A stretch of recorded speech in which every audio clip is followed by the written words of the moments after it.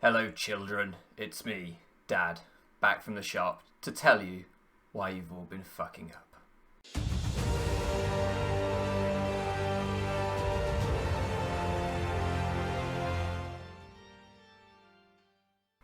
How's it going, my true people? Dr. Slacking, the Slacking Doctor, back with a sassy intro. Did you enjoy that? I enjoyed it. I'm going to be looking down here a little bit because I got my phone down here. And there's something I want to talk about today, and I'm trying to keep it coherent, which, if you've been around this channel before, you know, not my strong point. So I'm going to be looking down here, read off my phone a little bit. I'm going to be trying to use my presenter skills not to. But, yeah, that happens. That's why. And I really want to talk about today why I think Draft League is not dying, but dead, let's be honest. And it's really in response to a tweet from Kelly, Under the Radar, whose channel will be linked down in the description. And I don't have the tweet in front of me, but I want to read it to you. So just give me 1 second while I now think about the fact that I need the tweet. It's already incoherent. It's taken us 30 seconds before I've shown that I'm not professional. Anyway, yeah, his link will be down in the description, so go and check him out, because it was his tweet that made me think about this. So he said, "It's so sad that Draft League content is at an all-time low right now. Like, I don't think I've ever seen the views so low for it across the whole board." And I was thinking about that, I was thinking, yeah, like, really is dead, right? I'm clearly because I'm on hiatus, right? Otherwise it'd be popping. But no, like, I'm taking a little break from it, and it's just like, it's very stagnant. And in Vivid Colour, who is like one of my favourite ever Draft League creators, not that I think he makes Draft League videos anymore, listed a bunch of reasons why he thought the meta was dead. And I actually disagree with him on a lot of them. And I have my own views on this, and that's not to call out Vivid. He knows I love him a lot, so it's nothing personal. But I wanted to give my own opinion on it because it's something that I've been thinking about for a little while now, and I've spoken to my friends about, but I've never voiced publicly. So, let me say this is purely my opinion. If you have your own opinion that agrees, disagrees, or you just think what I've said is somewhat interesting in a rambly kind of way, then comment your own opinion down below or your own thoughts down below. You literally have that space. So if you don't like what I'm saying, just get in that space. Secondly, if I mention any names here, if it seems like I'm attacking anyone in particular, I'm not. For starters, there's not one person I have in mind when I'm saying these things, but also just remember, like, I love this community, I love Draft League, I've made lifelong friends from doing this, even while I'm on hiatus, I'm still in contact with, so it's not like, I've had people travel around the world to visit me from playing this game, so it's never a case of, like, I just don't like Draft League or anything like that. I love it, I just want to see it do better, frankly, and I don't know if we can, but here's my opinion on what would improve it, or why it's struggling. And then the third thing is I'm going to be comparing it to sports, particularly to football or soccer if you're wrong. And that's really because that's A, my best frame of reference. I love football. And secondly, because I believe that is the biggest global sport. So yes, I understand that Pokemon isn't exactly a sport, but it is a kind of e-sport when you talk about the Draft League scene. So to compare it to the success of the most successful sport and why it's successful, I think is pretty relevant. Now, you might not like football, that's fine, but it doesn't mean that it's not a relevant comparison.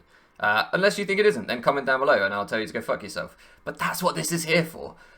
So, my first issue is I think the focus of most of the creators in this scene, myself included, well, still now, but for a long time, even more so, is misplaced. We're all there doing our little custom shiny sprites. We're all there trying to get like these fire drafts. We're all trying to be the best players we can be. We're all trying to bring you titles. And frankly, we're all really fucking boring. Like, that is the truth. We are, as a community, pretty dull. And I don't mean that like in a bad way necessarily, but that's because we haven't focused on not being. We've thought that like because the Draft League audience has shrank to maybe 100 people that are regularly watching like one person's Wi-Fi videos, right? Maybe some people get 200 people regularly watching them, but not really. The people that are watching are the die-hard fucking Draft League nerds. And if you make a bad play, like say you are Patty Trills when he came into the WBE and he was making misplays left, right, and centre. I was in the community, I was pretty a part of this. We're all scoffing at him, we're all like, oh my god, this guy, like, what's he doing? Ugh, I could play so much better than this. Can't believe this guy's in the WBE. There's a lot of that envy, right? It doesn't fucking matter because he's funnier than you. And he's funnier than me. That's why he was in the WBE, because people would rather watch him than watch you or me. But because we are the nerds, the only ones that are left are the diehards, we don't get that. we think, well, no, he doesn't deserve his place there because he's not better than me. But it's not about how good you are at the game. Only our little corner of this community cares, and that will never get you an audience. The wider community doesn't care. So to give you an example, Wayne Rooney was a brilliant footballer, right? I'm sure most of you have heard of Wayne Rooney. Looks like Shrek. He's hard to miss. Would I want to listen to that man talk over his own football for an hour? Fuck no. I'd rather punch myself in the face. He's a boring scouse bastard. I can't imagine anything worse than that. He doesn't have the face for television. He doesn't have the voice for television. But he was a great player. Now it looks like he's a great manager, and I have the utmost respect for him. But that doesn't make him a great presenter. So while all of us there are stepping on each other to try and be the best player and win the most leagues and have the most titles to our name, right? We all want to be Vepsis, Shuckle King, Mountay, whoever. While we're all doing that, and, you know, I'm predominantly speaking about the Wi-Fi scene here, but the Wi-Fi scene feeds the Showdown scene. The two need each other. While we're all doing that, we're also just being boring, and we're not watchable, right? Why would anybody want to watch that? Being the best player doesn't make you the best creator. So I think that's the first thing, is that we've all thought that if we could just get better at the game, we'll get more viewers, and it's not true at all. That's not how it works, you know. Again, A-Drive, very memed in this community, but for a little while was the last remaining kind of hope we had for the Draft League scene in a popular sense. And yeah, you guys can take the piss out of him and say A-Drive's so bad. Doesn't matter, because he's still more entertaining to watch, and that's what it boils down to. Same with like Shady Penguin, whoever you want to go at, all these people. So what I think needs to happen, and just to go back to custom shiny things, because I mentioned that, and there are people that I love to do it, like D-Ray, OG Albino, all these people.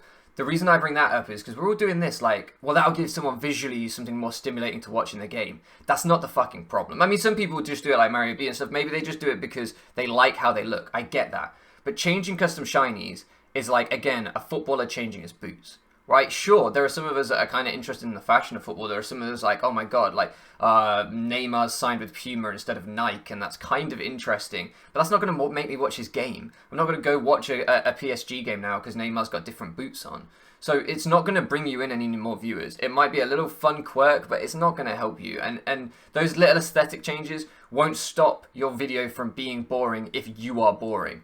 Like I say, the novelty of someone wearing new boots wears off after I've noticed they have new boots. The content of your shiny wears off after the draft analysis where you show me your new shiny. I now am no longer entertained by that. So it's just not, it just doesn't help the content. It might help you, and I'm not saying don't do it, but don't expect it to offer any rewards in terms of growth, in my opinion.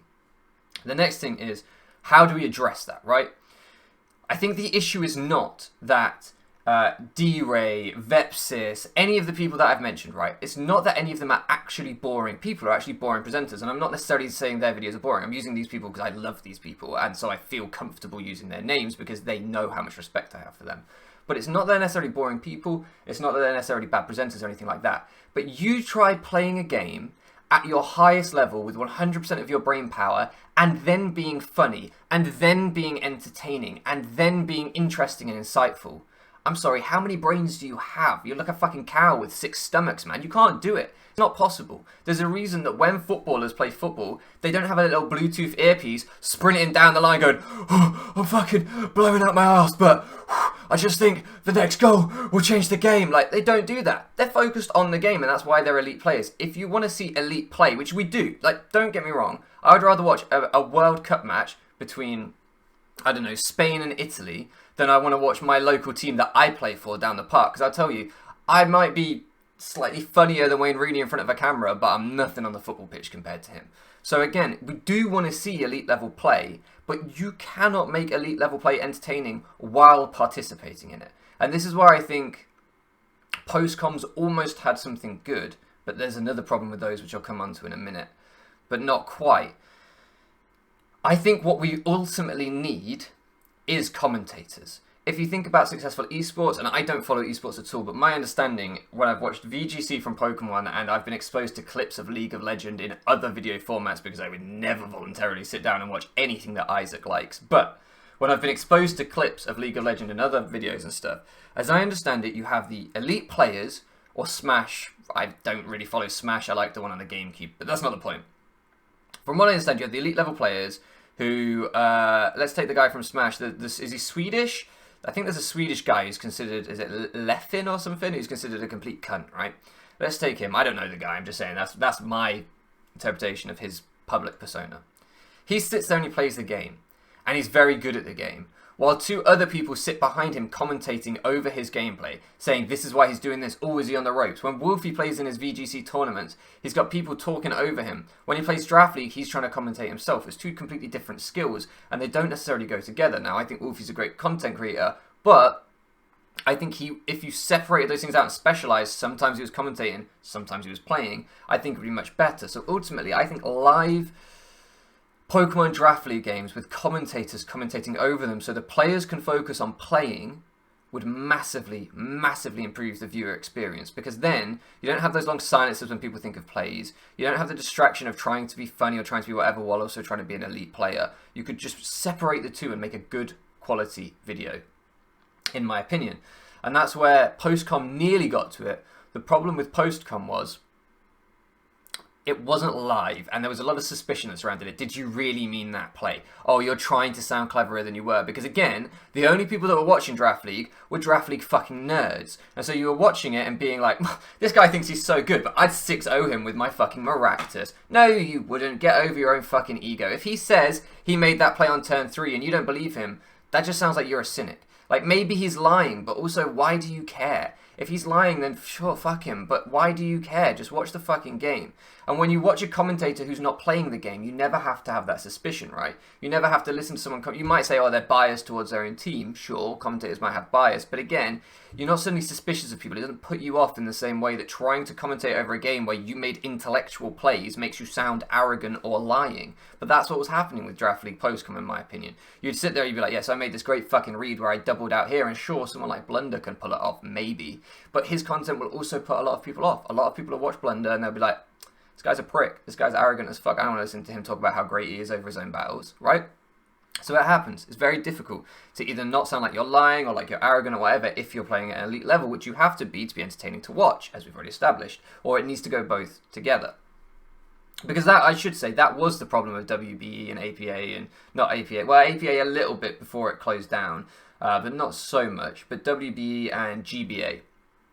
Part of the problem was that they got less skilled players as time went by, so yes, they were entertaining to watch, but as I said, they alienated the hardcore crowd because they weren't good enough to watch. And anyway, so I think if we could have live battles with someone commentating over it, it would make things a lot better. And that was the second issue with Postcom, was because it wasn't live, you lacked the immediacy. And part of the joy of watching live football and stuff like that is you have the live reaction of the commentators, you have the live reaction of Twitter, social media, you have the live reaction of the audience and your friends. During lockdown, they didn't have football friends in stadiums, and when you watched the game, it noticeably affected the atmosphere. And I think that's part of the problem that we have for Draft League, is that it's one bloke sitting in his room going, oh yeah, my pixelated monster killed your pixelated monster, fuck yeah. And some of us care if we get invested in the guy, or maybe the Pokemon. But often we don't, and you don't have that communal sense of celebration and that communal sense of joy or sorrow when important things happen in a Draft League battle. And again, I think that if we were live streaming matches with commentators over them, and you had like a Twitch chat, a YouTube live chat, anything like that going crazy as well at the time, you would get that investment, you would get that anxiety, you would get that immediacy that you just don't get with Draft League. Yeah, you can scroll down to the comment section and leave a little trolling comment telling them how bad they were and stuff. But imagine if you could do that live with 20 other, 50 other, 100 other, 1,000 other people all joining in the chat with you. It would just give it that so much more like impetus and so much more entertaining. So I really think that is where the future of Draft League has to be if we want to turn this into something actually with a platform, again, personally. And then the last thing I think is I want to talk about this idea of a stale format. We need new Pokemon. We need a refresher. And Vivid Color, I think, specifically said this, and lots of people said this in the reply to Kelly's tweet. Not to disrespect anyone, I think this is the biggest bullshit of all. Yes, the players might want to refresh, But I'm sorry, football's been around for how many decades now? Like basketball, baseball, all these sports have been around for how long? They've been popular for how long? And the rules, yeah, they've maybe changed a little bit here and there, but the fundamentals of the game haven't changed at all. So the idea that we need new Pokemon isn't true. We could have made just Pokemon Draft League with the first 3 generations of Pokemon interesting if we had never got another Pokemon game. Because the game itself is inherently interesting, and what is more interesting than getting new Pokemon is getting new players, right? So football doesn't need to change because Wayne Rooney's retired now, and we have, I don't know, Marcus Rashford, we have Jadon Sancho, we have whoever you want to name. While one player retires, another player rises up, and the drama and the narrative that surrounds sport is not about how the sport evolves necessarily, although that goes with it in terms of play style, not in terms of ruling, but in terms of the player base. So, yes, okay, we've all been using Heracross with spikes for 2 years now, but watching JV or watching Sally Mumble or watching Mountay recently, for example, JV came on the scene, never heard of the guy, quite entertaining, really I thought improved quite rapidly, quite entertaining to watch his rise as a player.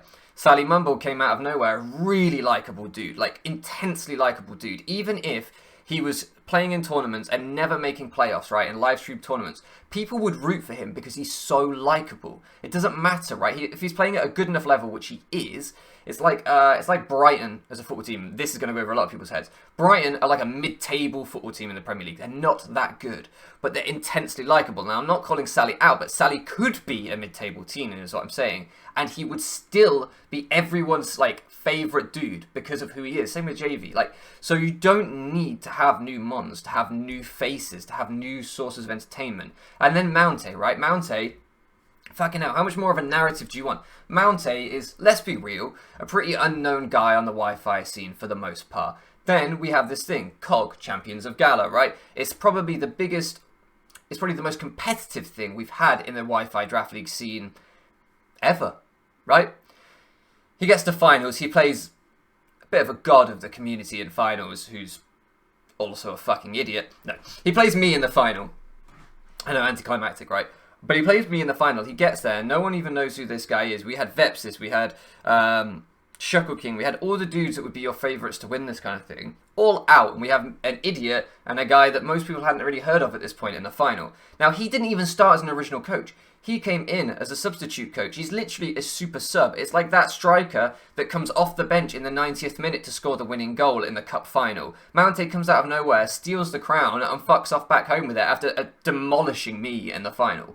That is a great story. That creates a new star in the community if people are invested. But the problem is, again, imagine if that game had been live commentated. Imagine if you take, let me just think of 2 of the people that I think would be best for this. If you took Under the Radar and D-Ray, you took those 2 people, I think those 2 are very entertaining and knowledgeable people, right? If you took those 2 and you had them live commentating over mine and Mountay's final, when Mountay beats me and he walks away, that makes a great story that people would have been invested in with those 2 talking over it. It would have made it such a spectacle if it had been watched live by everyone in the community, right? It would have been great. But that's not how it is. And so it was still great, it was still entertaining, but it could have been so much more than that. But the way we currently do it, I've said this about draft analysis and stuff. Draft analysis are fucking boring, but we're also rooted in flexing how good we are at this game, how knowledgeable we are at this game, that we constantly have to flex that. Let your plays speak for themselves. Let your games speak for themselves. And actually, what would be even better if you didn't say a fucking word and the commentators spoke over it. Then your game would truly have to speak for itself. You could truly focus on just being a great player and they could provide the entertainment. And we have enough people in this community that would be great at that. But that's my 2 cents on the issue. I don't think there's anything stale about Pokemon at all. I don't think this format's dying because of Game Freak not supporting it or anything like that. I think this format's dying because we as a community have not innovated for the whole time we've been around. And if there's anything you learn, like, you have to keep innovating to stay relevant. You have to keep improving, or you will fall behind. And we have fallen behind the wider world of esports and sports. And this is why I think why. Yes, Game Freak removing replays. Yes, Game Freak changing the timer has done that. But what have we done? What have we done to innovate or compromise? What have we sat there and gone, Game Freak screwed us because they removed our timer. Game Freak screwed us because they removed the versus recorder so we can't post-com. So how do we get around this? No, we've just whined. we've just whined and blamed them, and most of the Draft League content creators quit because it was easier to not try and come up with something better. It was easier to say, views are dead, bro. I'm not making those videos anymore. Yeah, views are dead because you and everyone else hasn't done anything interesting, me included. None of us have. So, like, why are you whining at them? Do you know what I mean? I don't know. It's not to say that Game Freak don't fuck things up. It's not to say that we don't want all that stuff back. I do want a timer and everything else. But I just think, like Joey, for example, had this whole campaign about timer, which I love, and I have so much respect for Joey. But imagine if he was live commentating over games in the community instead of doing that. That would have kept our community relevant. That would have kept us alive. We wouldn't have needed the timer. That would have done it alone. And we could have improvised around the timer. We could have carried on with LAN. Oh, well, LAN was inaccessible to a wider player base. You don't need a wider player base if you have good commentary. If you have Joey, if you have... you had Moet, you had Gator, you had all these people that were entertaining Draft League players. If you had them commentating over a game between me and Vepsis, that would make it entertaining. You don't need a different timer. We could play on LAN. Do you know what I mean? We could. I just think we could have figured this stuff out. We have Discord, we have live streaming, we have so many options at our disposal, and I don't think anyone really tried. I don't know. That's my view. 20 minutes. Wow, what a rant. I came back just for this. I'll be back in like 2 months with actual Draft League videos, I think. So, yeah, we lost a bunch of subscribers while I'm off. If you want to stay tuned for that, hit the subscribe button. But, yeah, like I said, I'm not trying to call anyone out. I'm not trying. I've just made so many enemies, haven't I? I don't know.